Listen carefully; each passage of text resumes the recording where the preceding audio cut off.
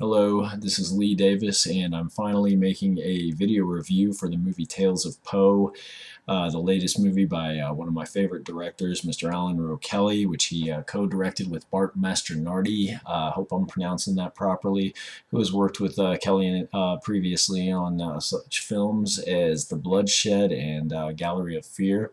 Tales of Poe, needless to say, is works inspired by, an anthology film inspired by the works of Edgar Allan Poe. Now, I'm not an authority on Poe. I'm a fan of his work. I'm not an authority, so I'm not gonna sit here and start trying to make the comparisons from the original works to the film itself. I'm just not even gonna attempt that. Let's just talk about the film.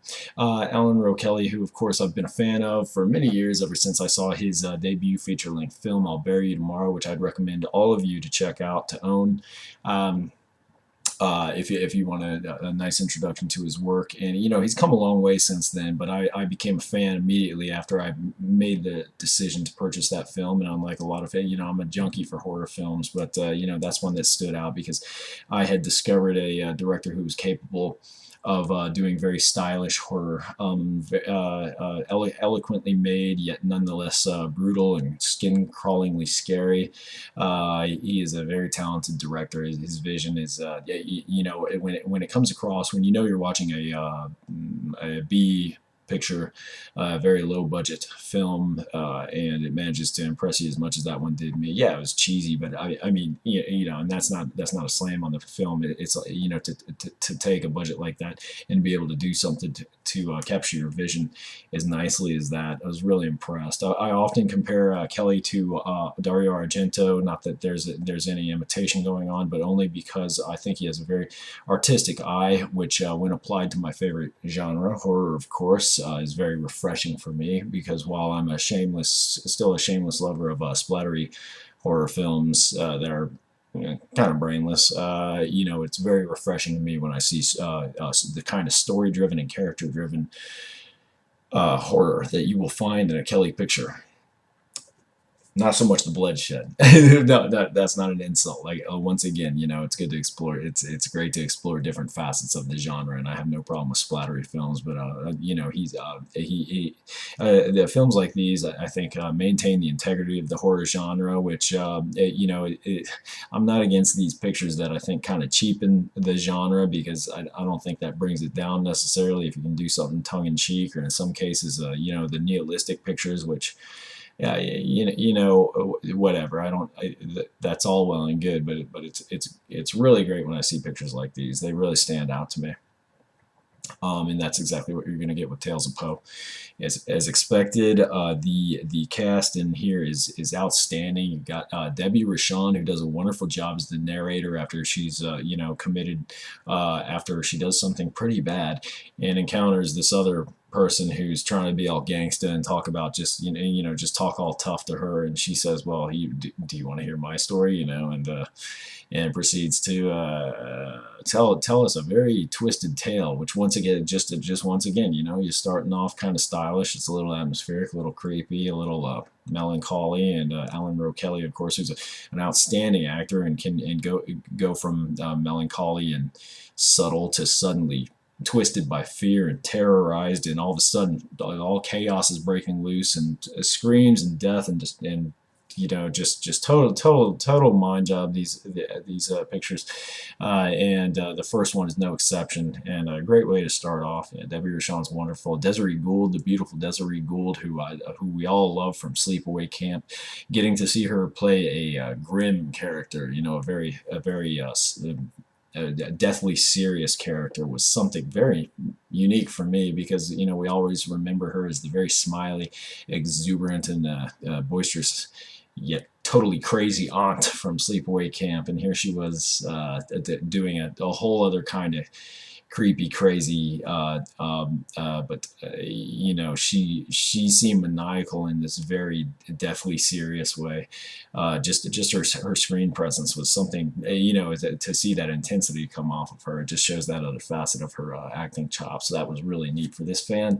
You got Adrienne King, Amy. Oh, forgive me, Amy Steele. I knew I was going to say it right. I got IMDb up as my backup cheat sheet. Randy Jones played the groom at the did a wonderful job playing the groom. Alan Rowe Kelly came back in the second tale for the Cask, I think it was.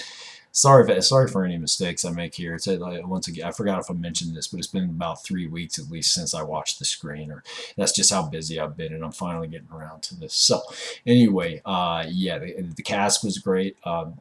Yeah. Assuming I got the title right, the second tale was awesome. It's you know, a wedding after party with these very eccentric, very weird, very creepy, yet very hoity-toity individuals, and there's lots of gossip and nasty talk going on about the wedding and the union. And then, yeah, the after party, you start to see omens, and there's these things popping up that are telling you that said that things are probably not going to go well. You know, there's a curse, there's something nasty in the air, just something. You watch this whole thing just saying something really lousy is going to happen. And I'm not saying whether it does or doesn't, but you know, why don't you check it out? You'll see. And boy, it really brought back to life that classic the classic anthology terror tales. You know, good stuff. Absolutely. Think Creep Show, and definitely, you know, me being a big fan of Two Evil Eyes. You know, by Argento and Romero, of course, also an homage to Poe. This was a great, I wouldn't call it a follow-up necessarily, but nice film to have if you're into that movie, like I am. And yes, Dreams was nuts. Dreams was absolutely crazy. It was what the best I can. I mean, it's one of those things that's just so abstract and so great that it doesn't spell anything out for you. It's open to interpretation. I mean, I'm not familiar enough with the poem it's based on, I guess, but I think the artistic interpretation, I think it's one of those works. The original work itself, I would assume is probably of the sort that it sets your mind into motion, where you have to create the picture, and it requires a little more work. And boy, did they do a lot of work on creating a picture to this. The Amy Steele narrating, of course, great to see her again. Oh, Caroline Williams, all of you fellow child of the '80s guys out there, all of your crushes are in this film.